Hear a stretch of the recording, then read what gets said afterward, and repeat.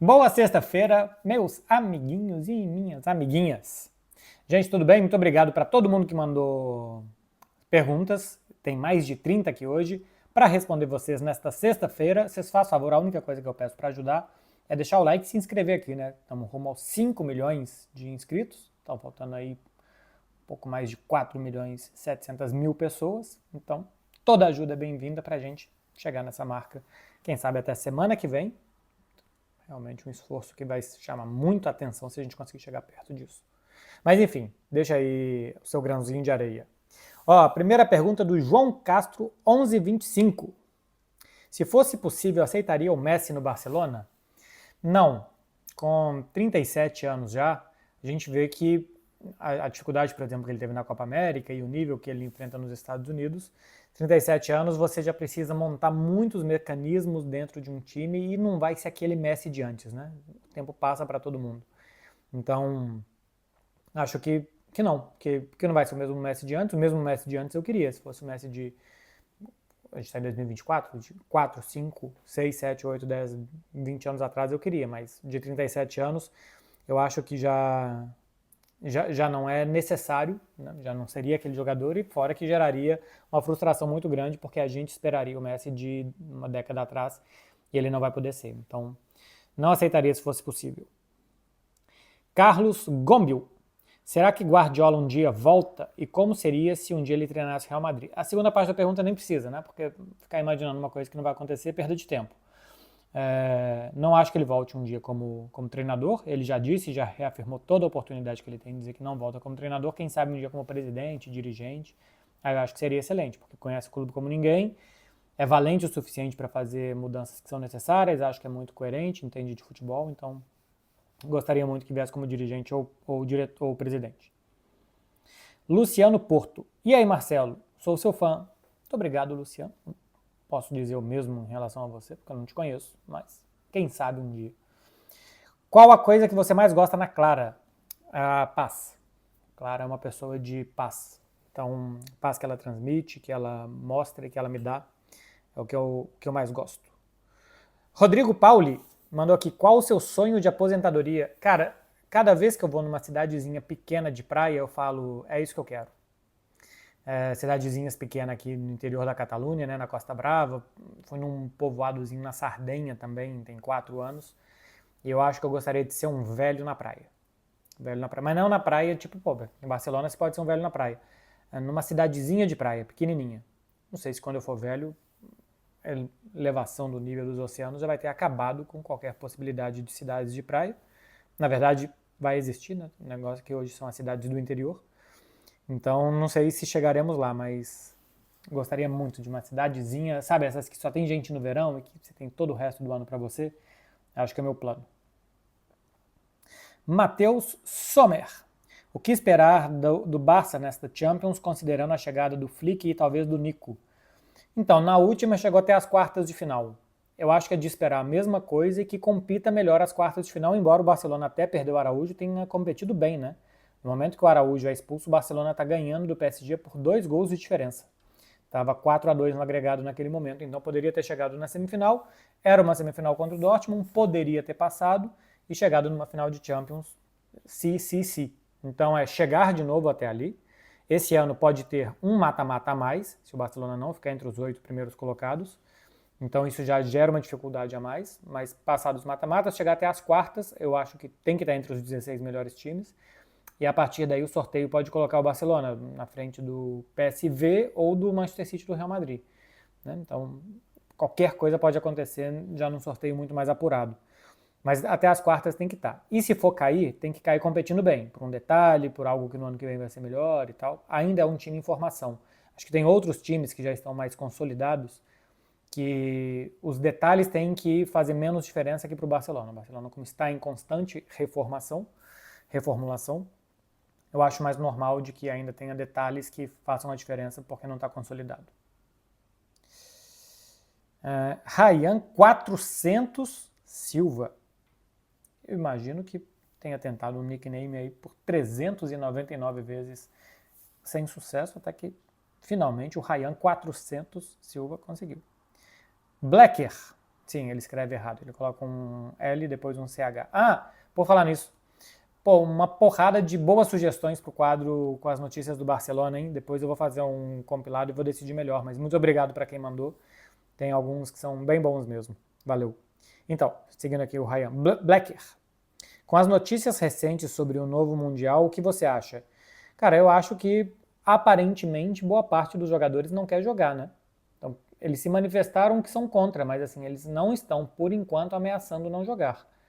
Para quem não viu, nessa semana a FIFPro, que é o sindicato dos jogadores profissionais, e uma união de ligas aqui da Europa, mais La Liga, denunciaram a FIFA de que a FIFA está fazendo os regulamentos dos campeonatos, né? Tá fazendo assim, tá regulando. A FIFA faz o calendário e ela também faz competições. Então ela está fazendo competições e ajustando o calendário para ficar bom para as competições dela e não para as competições dos clubes e tal, que eles jogariam fora dos torneios FIFA. A FIFA estaria trabalhando como duplo agente. Então eles denunciaram isso, mas por enquanto eu não vejo uma ameaça de não participar, um boicote dos clubes, não tem nenhum clube que assinou. Por enquanto tem uma denúncia aí de que não estão satisfeitos com a postura da FIFA. Se isso vai escalar, se a FIFA vai conseguir dinheiro de patrocinador para que todo mundo fique mais feliz, não sei. Tem que ver como que vai ser escalado. Mas por enquanto eu não diria que o Mundial tá uma dúvida se ele vai acontecer ou não. Tá sob dúvida. Tá sob uma questão que pode ser judicializada, essa função da FIFA, mas por enquanto eu considero que no ano que vem vai ter um Mundial com os 32 clubes, sendo 16 da Europa. Café, já que não é café com Beckler, tá liberado. Matheus Azevedo, seguramente tinha um O e não permitiram. Porque o FuteBR atualmente tem poucos dribles e muitos passes protocolares. Assim, eu acho que sobre os times do Brasil eu não acho tanto isso, tá?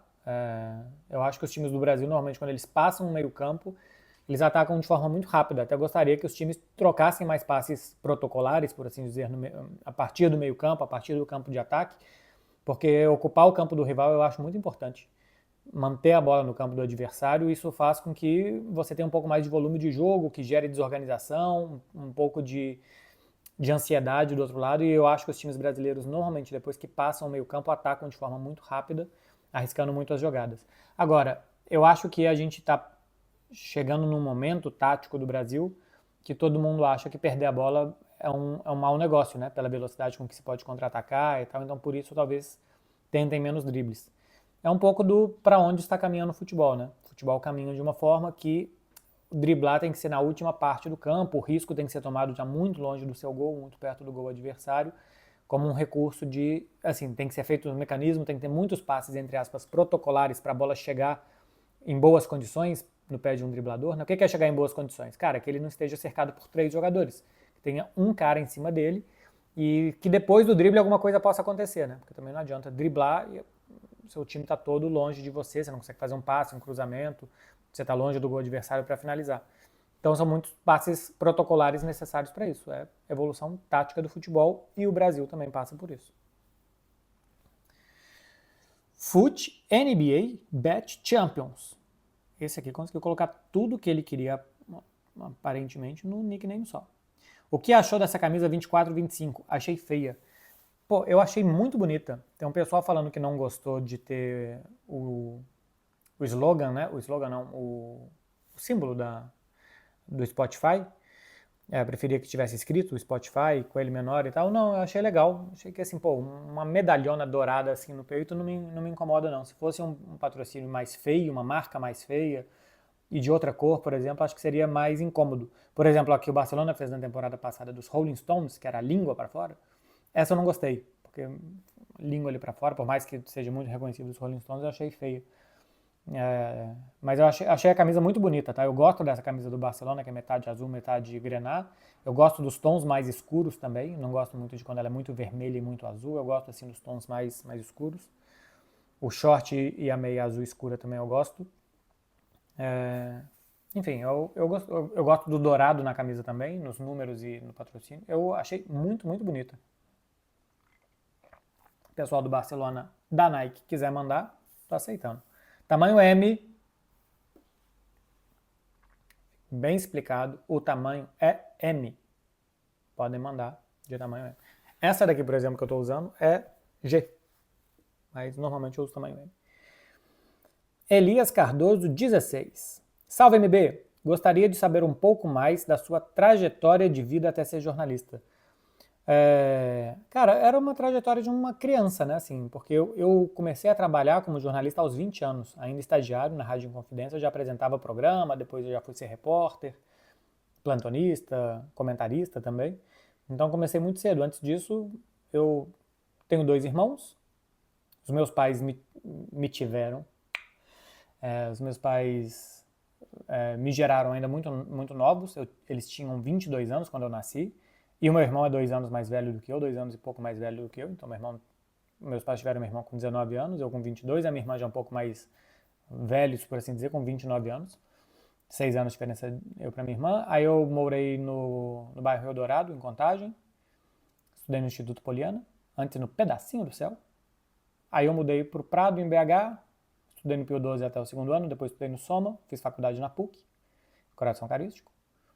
Morei no Prado, morei no Gutierrez, depois morei no Santa Lúcia. Depois fui para São Paulo, mas já como jornalista. Mas minha trajetória foi essa, eu estudava, gostava muito de jogar bola, gostava muito de conversar sobre futebol. Aí fiz um jornalzinho no meu prédio. Minha trajetória até ser jornalista foi essa. Então, foi uma criança de classe média normal. Classe média, no bairro Dourado era classe média. Depois a gente melhorou bem de padrão de vida até.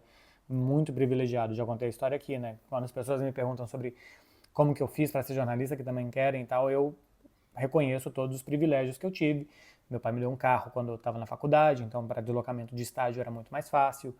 Eu pude fazer estágio sem ser remunerado porque eu tinha dinheiro em casa e tal. Então, claro que eu fui muito privilegiado. Eu passei na frente de muita gente. Pô, é uma corrida muito injusta, muito injusta. Então, tomara que a sociedade no geral melhore para que todos possam ter condições. Individualmente é muito difícil você mudar isso, né? Tipo, eu não poderia ter recusado as oportunidades que eu tive porque era injusto. Claro que não, até porque na hora você não sente injustiça, você também estava se esforçando, eu também estava me esforçando, eu também estava... Pô, eu acordava todos os dias, de segunda a sábado, antes das 5h30 da manhã, para apresentar um programa às 6 horas da manhã, para ir para a escola depois, para a faculdade depois, para depois ir para outro estágio, para assistir os jogos à noite, assistir a repercussão dos jogos e dormir. Não, passei 2 anos e meio da minha faculdade dormindo pouquíssimo também, com os privilégios, mas fiz os meus méritos. Acho que como, num geral, assim, tudo tem que melhorar para que as pessoas que eu atropelei, quase que literalmente um atropelo, né, nesse sentido, que elas possam ter oportunidades e deixar essa corrida muito mais justa. Mas minha trajetória foi essa. Lucas G. Gonçalves. Salve, MB! Por que ninguém ainda foi atrás do Gyökeres, do Sporting? Fair play financeiro da Inglaterra. Acho que assim, essa é uma resposta válida. E ela também tem outra resposta que eu direi a seguir. 2 pontos, travessão. O Gyökeres não é mais um menino, né? Acho que ele tem 26 anos, alguma coisa assim. Se ele fosse um atacante de 18 anos, acabando de aparecer no futebol português, que tivesse participado aí de mais de 50 gols da temporada como ele foi, era um grande fenômeno e todo mundo estaria se estapeando por ele. Como ele já tinha rodado anteriormente, muita gente pode pensar que, pô, esse cara viveu uma temporada dos sonhos, esse cara a gente já viu em outros contextos que ele não funcionou, nesse contexto do esporte ele funcionou por isso, por isso, por isso, então isso pode justificar que os clubes talvez não queiram investir tanto nele. Repito, se fosse um jogador de 18 anos e a primeira temporada é essa, pô, imagina quando ele evoluir ainda mais e se estabilizar, o que ele pode fazer. Então, eu acho que esse é um dos motivos, e o outro é o fair play financeiro da Inglaterra. Como na Inglaterra, pode ver que o mercado inglês está muito lento, né? Liverpool, Manchester City, Tottenham, o Arsenal agora está fechando com o Calafiori, Newcastle, tirando o Manchester United que contratou um pouquinho mais, todos estão contratando muito pouco. Até o Chelsea, que nos últimos anos foi muito gastador. Porque agora existe um fair play muito mais severo na Inglaterra, muito mais parecido com o de La Liga. Então o Sporting, que é um valor muito alto, cerca de 100 milhões de euros pelo Gyökeres, isso dificulta muito. Então, assim, e tirando na Inglaterra, quem tem condições de contratar? Os da Espanha, Real Madrid, Mbappé, Barcelona, Lewandowski, não vão fazer investimento de 100 milhões num centroavante. Na França, PSG, poderia, aparentemente está atrás 2,5, escolheu outro. E o Bayern de Munique, que já tem o Harry Kane. Então, tirando a Inglaterra, tem 4 clubes na Europa que têm capacidade de investir num atacante de 100 milhões de euros. E as vagas já estão ocupadas. Por isso. Bruno Sais, com Y aqui, o Cis dele. Fala, Little MB. Acha que o Barça tem a melhor base do mundo? Sensações que sim. Eu acho que tem uma das melhores bases do mundo. Né? Assim, pô, se você for pegar no Brasil, por exemplo, a quantidade de jogadores do Fluminense e do Santos que tem saído recentemente, olha, nem acho que é uma das melhores do mundo, mas, por exemplo, olha o Cruzeiro, que tinha Estevão, Ederson da Atalanta, Fabrício Bruno, Maurício, Murilo, que está hoje no Palmeiras. Tem mais jogadores, Vitor Roque, que não era base do Cruzeiro, mas chegou ainda muito, muito novo do América Mineiro, né? Então, você vê que pô, tem jogadores eu citei aqui 3 e teria mais clubes do Brasil, que hoje estão em vários e vários clubes importantes do mundo. Ou do Brasil ou do mundo, né? Falei que vários do Cruzeiro que ainda estão no futebol brasileiro. Mas a base do Barcelona é sim uma das melhores. É uma base muito específica, né? O Barcelona, como forma os jogadores em uma maneira de jogar muito específica, é pouco provável que eles se adaptem a outros estilos de jogo. Mas, pô, você vê o Cucurella se adaptou ao Chelsea, o Grimaldo, que é formado no Barcelona, no Benfica, e agora fazendo outra função no Bayer Leverkusen, também se adaptou. O Dani Olmo, formado na base do Barcelona também, que já passou por outros lugares, passou pela Croácia, agora na Alemanha, fazendo várias funções, então também existe alguma adaptabilidade, embora seja menor. Vai ter algum Fred Beckler nas próximas semanas que vai falar sobre a categoria de base dos clubes bascos. Pô, eu recomendo muito que vocês esperem. Eu acho que ainda vai demorar. Eu acho que o Fred Beckler da semana que vem é sobre o futebol nas Olimpíadas, futebol masculino nas Olimpíadas, se ele é importante ou não. A gente já gravou um sobre a arbitragem no Brasil também. E sobre a base dos clubes bascos. Isso porque o Fred agora está indo para os Estados Unidos e depois ele vai tirar férias, então a gente já deixou alguns programas gravados para irem entrando. E foi interessante ver como que Atlético de Bilbao e Real Sociedad, principalmente, utilizam muito a base. Também não tem muitos jogadores deles por aí, e a gente também explica o porquê.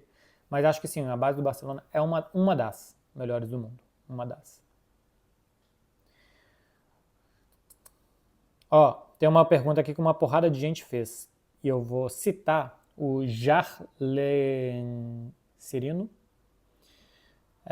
que é Vitor Roque no Al Hilal. Saiu uma notícia ontem à noite, né, de que o Al Hilal gostaria de contratar o Vitor Roque. O que eu sei do Vitor, já falei isso na TNT em vários programas, aquilo que o André Curi tinha dito, de que não quer que o jogador saia por empréstimo, isso se mantém para essa temporada, né? Ele disse isso há alguns meses e isso se mantém. O interesse dele ou é jogar no Barcelona ou é ser vendido e não ser emprestado. Então, teria que vir alguém aqui comprar. Aparentemente, ainda não apareceu muitos interessados em comprar, tanto com o valor que o Barcelona quer, como um projeto esportivo que o Vitor Roque queira. Os clubes árabes têm condições de fazer isso, têm condições de comprar um jogador muito caro, pagar muito dinheiro tanto para o clube como para ele. A questão é 19 anos, há 2 anos de Copa do Mundo. O Brasil não tem hoje um centroavante consolidado, né?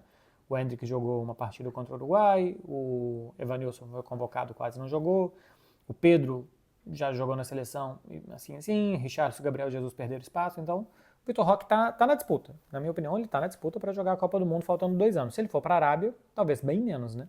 Bem menos. Acho que se ele triunfa no Barcelona, em um clube importante da Europa, ele teria muito mais chances e ele precisa evoluir futebolisticamente. Ninguém vai para a Arábia para melhorar o seu nível de futebol. O Vitor precisa.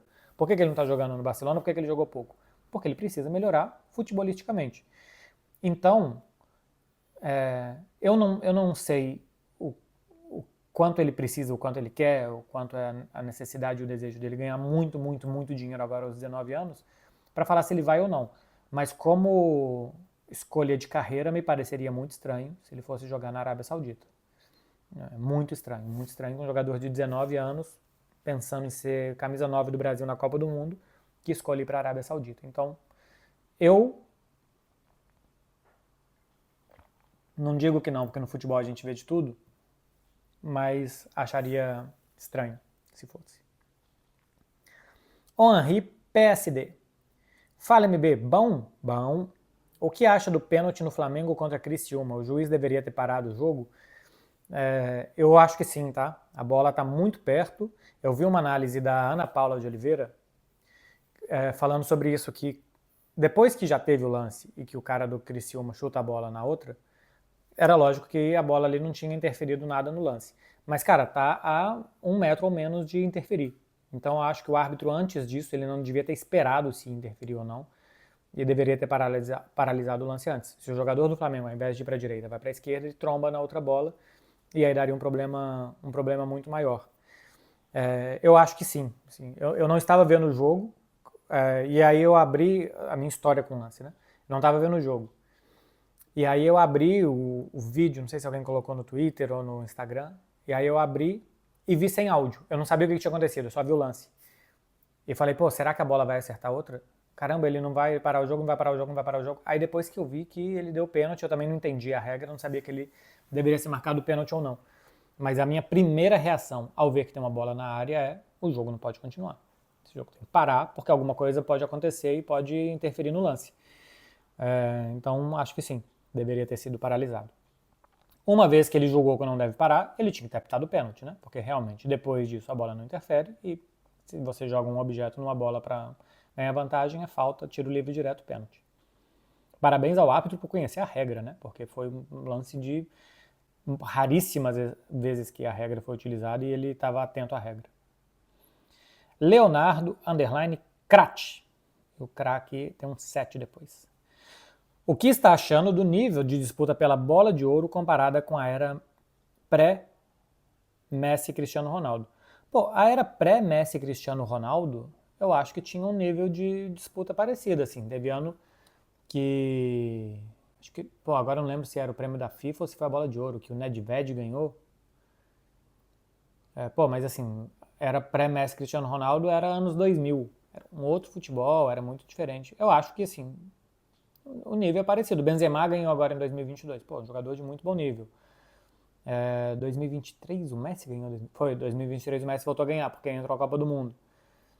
E agora, pô, pode ganhar Vinícius Júnior, que é um grandíssimo jogador. Pô, Vinícius Júnior nos anos 90 teria sido um jogador excelente, assim como ele é hoje. Então, o período Messi e Cristiano foi diferente. Eram caras que participavam, às vezes, de 60, 70, entre gols e assistências, gols por temporada, e ainda assim não ganhavam, às vezes, porque o outro conseguia, além de participar também de muitos gols, os títulos coletivos.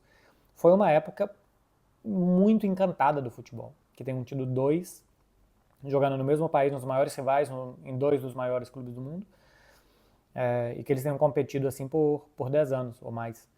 Então, o período de Messi e Cristiano é um período muito diferente da história do futebol, que eu não sei se outros jogadores vão conseguir por tanto tempo participar de tantos gols, ganhar tantas coisas, mas o pré eu acho bem parecido, tá? Não acho que os jogadores dos anos 90, 2000 eram muito melhores que os de agora, não. Eu não vou por aí, não.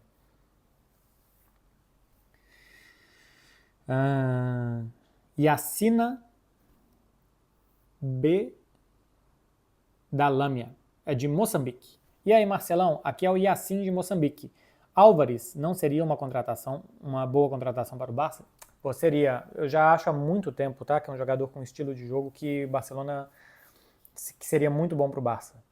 Porque é um atacante que combina, né? Assim, que participa das jogadas, que combina com os outros jogadores, que faz o time rodar também, de boa presença de dentro da área, de muito boa agressividade para recuperar a bola. O Barcelona marca muito em cima. Seria um atacante muito útil para o Barcelona. Eu só fiquei um pouco decepcionado com esta temporada dele, né? Que ele fez poucos gols. Passou um jejum muito grande e tal no Manchester City. Mas é um jogador que, se entregar de 20 a 25 gols por temporada sendo titular, mais as outras coisas que ele entrega, que não são muito numerais, né? Numerais, assim, não geram números de gol, assistência e tal, mas que ele entrega muita coisa. É um jogador que o estilo de jogo eu gostaria muito de que o Barcelona tivesse. De Marcelo _11. Não faria mais sentido o Barcelona ir atrás de Zubimendi ou Merino antes de Dani Olmo? Mais de Zubimendi, tá? Do que do Merino. O Merino também é um jogador de mais chegada à frente, tá? Acho que o Barcelona precisa de um meio-campista defensivo, de um 5 forte. E sim, faz mais sentido Zubimendi do que Dani Olmo. Eu tenho a sensação que tem alguma coisa acontecendo que a gente não sabe, tá? Nisso do Dani Olmo. Já saíram notícias aqui de que o Barcelona não dificultaria uma saída do Gundogan, aí depois que chegou a proposta do Qatar pelo Gundogan, eu tenho sensação de que tem uma saída do Gundogan muito perto, uma sensação da gente, não é informação não, de que tem uma saída do Gundogan muito perto e o Barcelona já está indo atrás da reposição, porque eu vejo pouco sentido de ter Dani Olmo, Gundogan, Pedri, Firmino, todos que podem fazer essa função de 10, né, num 4-2-3-1 do Hans Flick. É certo que o Gundogan e o Pedri, principalmente, também podem fazer uma função mais defensiva, de fazer o 8, por exemplo, né? O 5 seria aí o Oriol Romeu, talvez o Frenkie de Jong, mais um jogador que o Barcelona precisa contratar, até o Marc Casadó poderia fazer no 4-2-3-1, tem pergunta sobre ele aqui. Então poderia o Gundogan e Pedri jogar um pouco mais recuado, Firmino menos, Gundogan e Pedri jogar um pouco mais recuado. E o Dani Olmo também pode jogar como ponta pela esquerda. Então poderia ser Nico e Dani Olmo por ali, ocupando aquela faixa, e o Ansu Fati ser um terceiro jogador, mais um reserva de um 9, alguma coisa assim. Então beleza, para compor elenco, a temporada é muito grande, os meias do Barcelona se machucam muito, né? Pedri, o Gavi a gente não sabe como é que vai voltar, Frenkie de Jong, beleza. Mas eu não sei se eu investiria num cara assim, sabe? Se é preciso gastar 60, 70 milhões antes de um volante que é muito mais necessário. Que o Dani Olmo pode ajudar por isso, porque pode jogar na ponta, pode jogar de 10, porque os outros machucam, beleza, pode ajudar. Mas a contratação necessária, basta precisar de um titular, que é um 5. Mas talvez esteja acontecendo aí uma possível saída do Gundogan, tem um salário muito alto, o terceiro maior salário do elenco, e que o Barcelona já está preparando a saída dele e a chegada de um outro, pode ser também. Ó, tem uma pergunta aqui que eu não gosto de falar de dinheiro não, mas eu vou falar só como informação, que é o Raquilene Júnior. Quanto custou a operação nos olhos? Quero fazer também, infelizmente tenho esse problema. Não sei se o problema que você tem, infelizmente, é o dinheiro ou a hipermetropia que eu tinha. No Brasil, Raquilene Júnior, não é permitida a cirurgia de hipermetropia do jeito que eu fiz. A de laser é permitida. A de colocar uma lente atrás, né, embaixo do cristalino, como se fosse uma cirurgia de catarata, essa no Brasil não pode, por uma questão burocrática de Anvisa e tal. Por isso até que eu fiz aqui. Cara, custou pouco mais de 5 mil euros. Cara, o plano de saúde não faz. Foi um investimento mesmo que eu fiz, né? Meio que eu fiz as contas assim, pô, eu tenho 37 anos, vou viver o quê? Mais uns 50, se tudo der bem, até 87? Dá um pouquinho aí, dá 100 euros por... 100, como é que era? Era 100 ou era 10? Por 50 anos. 50, 100 euros por ano. Beleza, dá 10 euros por mês. Vale a pena. Foi a conta que eu fiz. Então, não é barato não, mas realmente muda a vida. Estou me sentindo muito, muito, muito bem. Mais uma pergunta aqui sobre a camisa 5 do Barça, do JRR Brito. Um meio-campista estilo João Palhinha seria o ideal que o Barça está atrás nesse momento? Seria. É isso mesmo. João Palhinha, Zubimendi, o Onaná, que foi para o Aston Villa, uma dessas o Douglas Luiz, que foi para a Juventus. Bruno Guimarães, custa mais de 100 milhões, esse fica muito difícil. Ederson, da Atalanta. Estou aqui dando ideias, do Deco que acompanha aqui o canal, pode pegar aqui qualquer dica dessas. O Ederson da Atalanta fez 1 milhão de quilômetros na temporada passada, né? Assim, afinal, contra o Bayer Leverkusen, ele estava em todos os lugares do campo, cara. Chama muito atenção por aquele jogo e pela temporada, né? Durante a temporada eu vi alguma coisa da Atalanta, mas especialmente na final contra o Bayer Leverkusen, o Ederson jogou demais. Luiz BSL. Thiago como auxiliar do Flick, fala um pouco de como será isso. Cara, o Thiago tá ali para ajudar até na adaptação do Flick, tá? Fala alemão, fala castelhano, então ele conversa com os jogadores, conversa com o Flick, assim, não está sendo um tradutor, mas ele está ajudando também nisso, de comunicação do Flick com os jogadores. Nem todos os jogadores do Barça falam inglês e tal, e o Flick não fala castelhano ainda, então o Thiago também ajuda nisso.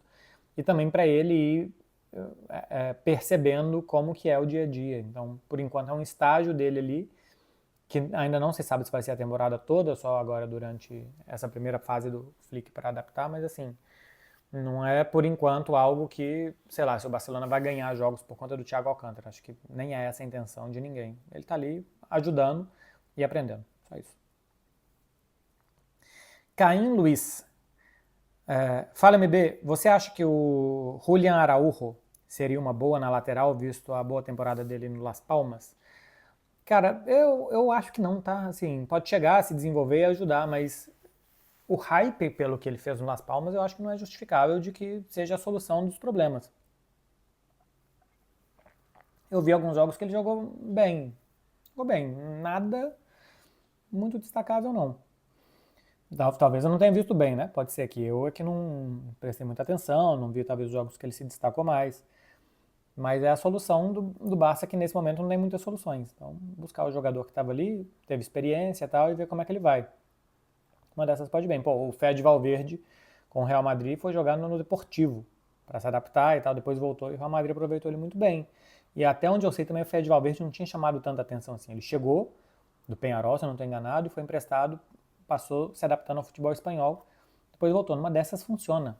Pode ser que funcione, mas não vi nada no Julián Álvares tão especial assim. Conheço alguns mexicanos aqui em Barcelona que também falam que é um bom jogador e tal, mas nada demais. Então, não, acho que não é para gerar expectativa, sabe? O Barcelona agora sim tem um lateral. Não. Vamos ver se ele se adapta, se ele melhora, se ele vai ganhando minutos e tal, como é que vai as coisas.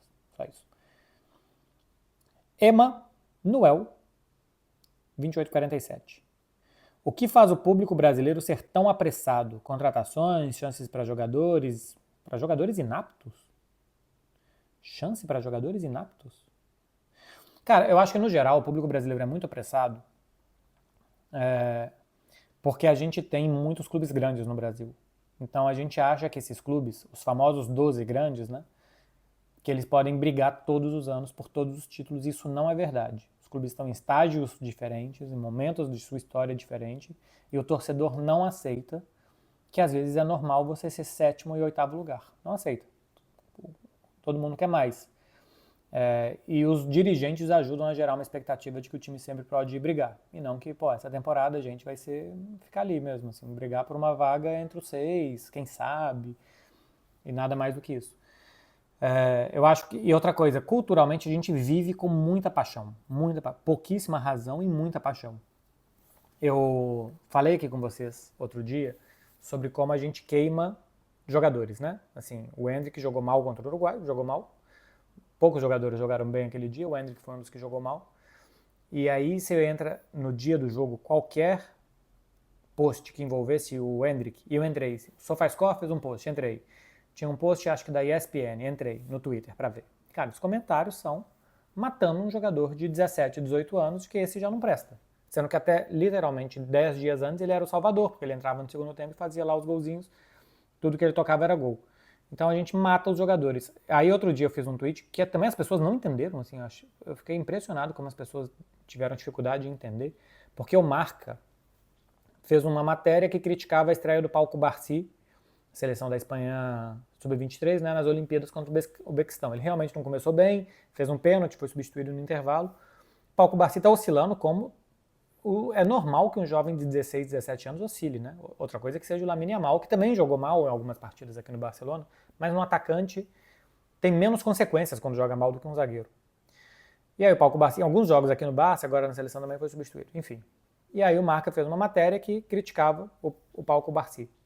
Os comentários são todos, primeiro, gerando a questão Marca, Real Madrid e Barcelona, beleza, justo. Mas a maioria falando, pô, ele tem 17 anos, vocês estão querendo acabar com a carreira de um cara de 17 anos, vocês estão querendo falar que um cara de 17 anos não presta e tal. Então, é muito diferente a relação de paciência que se tem aqui, por exemplo, com o Brasil. A gente não tem paciência, a gente acha que a gente entende muito, jornalista acha que entende muito, torcedor acha que entende muito. Fala, pô, esse cara aí é muito ruim, é um bagre. Por quê? Aí você coloca uma pergunta pro cara e ele não sabe explicar. Porque ele não sabe explicar como que o jogador joga, como que o time joga, quais são as características do jogador. Então, assim, acho que a pressa tem muito a ver com desconhecimento, com culturalmente a gente viver muito apaixonado e com a expectativa que se gera de que os clubes brasileiros todos podem ganhar tudo a todo tempo. E olha que eu falei dos 12 grandes, eu não falei do Atlético Paranaense, o Bragantino, Bahia, outros que não fazem parte desse grupo intocável quase de 12 grandes no Brasil e que também podem fazer boas campanhas. Tem uma aqui que eu acho que eu já li, do Di Marcelo 11, mas tem outra pergunta dele. Com a chegada do Zirkzee, o Højlund perde espaço. Eu até vi algum vídeo, acho que do Fred, falando que poderia jogar um 4-4-2, porque são dois atacantes móveis, assim, né? Que ocupam faixa central, mas que sabem sair da área, dá para gerar espaço. Até pode funcionar. A questão é que se são dois jogadores de faixa central que eventualmente vão sair da área, isso pode atrapalhar o Bruno Fernandes, que é o melhor jogador do Manchester United, né? Então, não sei se a melhor opção é jogar com os dois, fazer um 4-4-2. Acho que nenhum dos dois tem capacidade de jogar aberto. E ainda assim explorar Bruno Guimarães, não sei, Garnacho e Rashford, que são outros dois jogadores de talento que tem. É muito difícil, então talvez o Zirkzee ou dispute ou tire posição do Højlund. Então, não sei se ele já chega com status de titular ou não, mas o Højlund ganhou um concorrente muito grande. Eu acho uma muito boa contratação para o Manchester United. Agora tem que ver como é que o Ten Hag vai montar esse time. Renan LM10. Você acha que o Barcelona pode perder o Nico Williams para o PSG? Pode. O Barcelona já perdeu várias e várias divididas para o Paris Saint-Germain. Agora eu acho que isso vai ficar um pouco mais equilibrado, porque o fair play financeiro da UEFA não vai permitir que o Paris Saint-Germain, com prejuízos de 1 bilhão de euros nos últimos 4 anos, venha aqui e pegue o Dembélé e o Messi, por exemplo, né? E nem falo do Neymar, porque o Neymar é antes desse prejuízo. Mas que o Barcelona não possa ter inscrito o Messi, porque não tinha fair play, e o Paris Saint-Germain, com 720 milhões de euros de prejuízo acumulados em 3 anos, possa, cara, é um absurdo. Um absurdo muito grande. Então agora o fair play financeiro da UEFA vai obrigar, daqui a 3 anos, vai ser 90%, 80% e depois 70% da sua receita você pode ter comprometida com salários e contratações. Ou seja, se você ganha 1 bilhão de euros por ano, você pode gastar 700 milhões de euros entre salários de jogadores e contratações de jogadores. Os outros 30% tem que ser para outras áreas do clube, para você comprometer seu orçamento. Então, mas nessa janela sim ainda pode. O Paris Saint-Germain pode oferecer muito mais dinheiro que o Barcelona pode pelo Nico. Se ele preferir dinheiro, também existe um projeto esportivo, tem o Luiz Henrique e tal. Se ele preferir isso que o Barcelona, perfeitamente. O Barça não pode competir nem com o PSG, nem com o Premier em salários hoje. Tem que oferecer outra coisa, um clube importante, camisa muito importante, um clube precisando de ídolos. Tudo isso também pode ajudar a seduzir um atleta. Augusto Abreu 8. Comenta sobre Cruzeiro e Boca na Sula. Pô, eu fiquei muito satisfeito que realmente tenha acontecido, porque o torcedor do Cruzeiro acho que precisa. O Cruzeiro é um clube muito grande, né? Assim, o Cruzeiro é o maior campeão da Copa do Brasil, só Cruzeiro e Atlético Mineiro ganharam o Campeonato Brasileiro fora do eixo Rio-São Paulo desde que foi lançado com pontos corridos. Cruzeiro é o terceiro clube brasileiro a ter 2 Libertadores. São Paulo, Grêmio, depois o Cruzeiro tiveram 2, agora os clubes brasileiros ganham muito mais. Então assim, o Cruzeiro tem, fora Supercopa, que era um campeonato importante nos anos 90, então, o Cruzeiro é um clube grande e muito copeiro. E o torcedor do Cruzeiro adora isso. Então, que possa jogar contra o Boca, Mineirão cheio, La Bombonera cheia. Eu sei que não é o melhor Boca dos últimos tempos e tal, mas simplesmente que tem a camisa do Boca de um lado, a camisa do Cruzeiro do outro, vai fazer muito bem para a autoestima do cruzeirense. Porque o Cruzeiro até outro dia estava, cara, rivalizando com o CSA, né? Assim, o CSA virou... É o CSA que tem o auge do Thiago Neves, que depois o Cruzeiro não conseguia ganhar dele na segunda divisão hora nenhuma, né? O Cruzeiro tava, pô, lutando aí e tal com o CSA. Agora que você volte a jogar um mata-mata sul-americano com o Boca, por mais que seja da Sula, que não seja da Libertadores, não seja, tudo bem. Mas é um mata-mata sul-americano contra o Boca. Isso faz muito bem para a autoestima. Ó, voltamos, o Cruzeiro voltou, tá aí. Tá jogando contra a Boca Juniors, um mata-mata de competição. Para a autoestima é muito importante, muito importante. E futebol, no final das contas, é isso, né? Se vai ganhar, se vai perder, tem que ver. Não faço nem ideia de como que o Boca tá jogando. Mas eu acho que é muito importante para o torcedor do Cruzeiro, tá? É um confronto importante. É muito melhor, assim, acho que é oitavas de final, né, da Sula. É muito melhor que seja o Boca do que se fosse o União La Carreira. É bom que seja o Boca para o Cruzeiro. Se vai passar ou não, é melhor que passe. Mas que seja o Boca Juniors é muito bom. O cruzeirense precisava disso de novo. Então, fiquei satisfeito.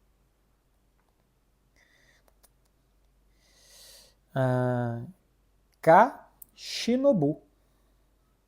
Underline. Qual é a marca dessa sua blusa linda? É que eu postei no story ontem, né? Que, aliás, quase ninguém viu a referência de tiozão de Zap, né? Tirando foto no espelho de óculos escuros num ambiente fechado. A minha ideia era parecer um tiozão. Teve uma amiga minha só que falou assim, tá parecendo um tiozão de Zap no carro. Eu falei, pô, é exatamente isso que eu queria e ninguém reparou. Mas a blusa é Sick Silk. Tava marcado, inclusive, lá na foto. E essa daqui também é. Eu tenho gravado vários com da Sick Silk. É uma blusa meio beige, com as mangas verdes, né? E eu tenho uma assim azul também, algum vídeo recente do canal. Também gravei com ela. São muito bonitas mesmo e vestem bem e tal. Tem Sick Silk entrega no Brasil. Podem procurar. Nem é publi, tá? É simplesmente porque eu gosto. Underline Roscario. Assista Deadpool contra Wolverine. Assistirei. Tomara que tenha piadas de péssimo gosto como nos anteriores. Cauã KKJK. Como vai ser encaixe de Baldé e Nico na esquerda, já que Baldé é praticamente um ponta? Dá para deixar um lado esquerdo muito forte, tá? Porque o Nico, como é destro, ele vai por dentro e o Baldé por fora. Então você gera perigo de duas formas. O Nico pode segurar a bola até o Baldé passar e fazer o passe para ele. Se o cara for acompanhar o Baldé, ele puxa para dentro para tentar passe ou finalização. Então dá para fazer encaixe tranquilamente. Eu tenho mais receio com o encaixe defensivo, de como que vai ser a recomposição e tal, do que com o ofensivo. Talvez jogando no 4-2-3-1, mantendo um jogador mais atrás perto dos zagueiros, funcione.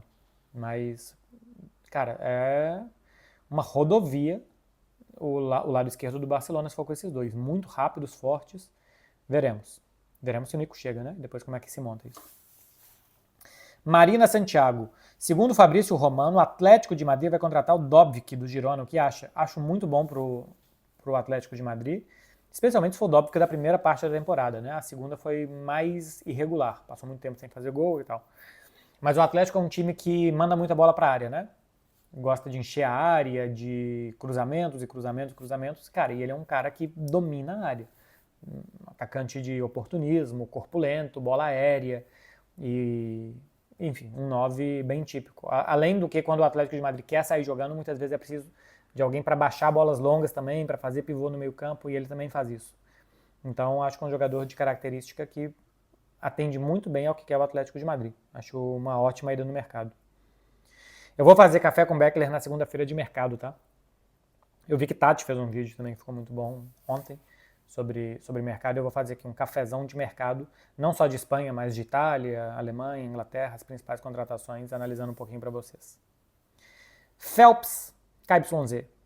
Fala, Beckler, com a chegada do Nico no Barça, o Rafinha perde espaço no time?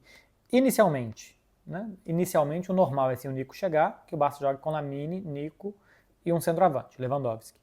Então o normal é que o Rafinha de cara não seja o atacante titular. Mas, cara, a temporada é muito longa, jogadores se machucam, jogadores ficam suspensos e o Rafinha pode ganhar a posição de novo, né? Sim, tem que ver se esses jogadores vão estar constantemente no nível que eles mostraram na Euro. Se Lamine e Nico jogarem como eles jogaram a Euro, pô, fica muito difícil para qualquer um jogar. Mas o Lamine tem 17 anos. Eu acho que o Lamine ainda vai oscilar. Assim, 17 anos, ele vai ter seus altos e baixos e é muito bom que ele tenha uma sombra, que ele tenha um jogador no banco, como o Rafinha, que além de tudo não gosta de reserva, não gosta de não jogar, ele é muito competitivo, só a gente vê as caras que ele fazia quando era substituído, quando ficava no banco de reservas, então é um cara que vai estar doido para ganhar a posição. Acho bastante bom que o Barcelona tenha uma opção como ele. Enfim, basicamente não é quem é reserva, quem não é. São 3 jogadores muito bons, diferentes, para 2 vagas. A partir daí vão revezar. Tem uma pergunta aqui do Pedro H0911. Casadó tem potencial para ser o 5 que o Barça precisa? Até acho que assim, ele é o que eu vi dele, é um volante de muito boa recuperação de bola, não tem tanto corpo ainda, acho que precisa ser um jogador fisicamente mais forte. E eu sempre vi ele ou como um pouco mais avançado ou meio campista, um volante mais lateral, né? Não 5 à frente da defesa, mas mais ao lado, jogando com um volante de dupla. Acho que pode se adaptar. Mas eu acho que ainda precisa de mais físico, corpo, coisa que ele também pode ganhar. A famosa transformação do Goretzka, né? Com a chegada do Hans Flick. Soares Cauã, 1903. Olá, Beckler. Bom dia, boa tarde ou boa noite. Ah, ele tinha falado assim, 0 perguntas hoje, apenas um abraço, grande profissional. Pô, muito obrigado, Soares Cauã. Normalmente eu fico com vergonha e assim, não acrescenta nada pro vídeo isso aqui, então eu risco. Essa eu esqueci de riscar, então ainda falei seu nome. Muito obrigado mesmo. Tô nas últimas? Tô. 2 últimas, hein? Will Lian acha que o Cruzeiro tem chance de ganhar a Sula e o Brasileiro esse ano? O Brasileiro não. Não tem fôlego. Assim, não tem desempenho fora de casa também, né? Mas assim, não tem time consolidado para brigar com Botafogo, Palmeiras, Flamengo. Sul-Americana tem, né? Sul-Americana é um torneio de mata-mata e tal. As equipes que estão na Sul-Americana são mais acessíveis para o Cruzeiro também, são de um nível mais parecido com o que o Cruzeiro joga hoje.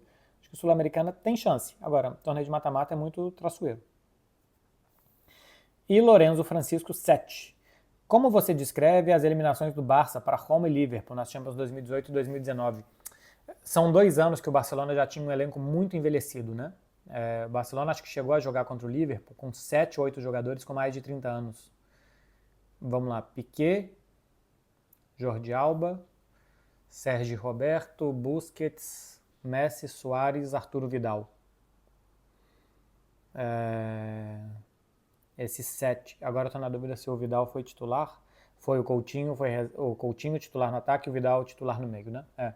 Cara, 7 jogadores com mais de 30 anos. Contra a Roma não tinha o Arturo Vidal ainda, foi um pouco diferente, mas enfim, a genética do time já era muito parecida. Era um time que gostava de jogar numa rotação muito baixa. Jogos menos intensos, mais lentos, com menos pegados, que o jogo fosse mais na velocidade que o Barcelona queria. E quando tanto Roma como o Liverpool, quando eles conseguiram subir a velocidade do jogo, marcar, roubar muita bola do Barcelona, atacar com muita velocidade, o Barça não teve resposta para nenhum dos dois. Então, a velocidade dos jogos da Europa durante muitos anos, acho que boa parte dessas goleadas que o Barça sofreu a velocidade dos jogos europeus passou por cima do Barça.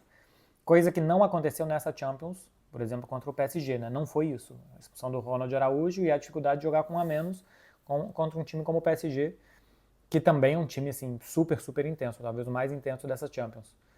Então, por muito tempo, o Barcelona ter mantido esse estilo de jogo mais pausado, mais lento, mais a 60 por hora, que ia muito bem a ele, tudo bem, mas quando o adversário conseguia colocar o seu jogo, o Barça não tinha respostas. Acho que é incomum entre Roma e Liverpool, tem isso daqui. Meu povo, 47 minutos. Se você chegou até aqui, você gostou, então deixa like para me ajudar, na moralzinha, e se inscreve também no canal, rumo aos 5 milhões. Um bom final de semana para vocês, sem juízo, sem pensar nas consequências do que pode acontecer, mas sabendo que elas virão, então vai aproveitar o final de semana e vai viver a vida, porque ela tá aí para isso, pra gente viver, ser feliz e aproveitar. Claro que depois, se tiver alguma consequência, você pode mudar de telefone, mudar de cidade, mudar de país, enfim, tentar se esconder durante muito tempo. Mas você não vai poder se esconder de você mesmo. Em algum momento, a conta vai chegar. Então vocês tomam cuidado com o que vocês fazem. Todo mundo sabe que isso aqui é uma brincadeira, né? Vocês vão se divertir e sem pisar na bola. Valeu, gente. Um beijo pra vocês, hein? Bom final de semana.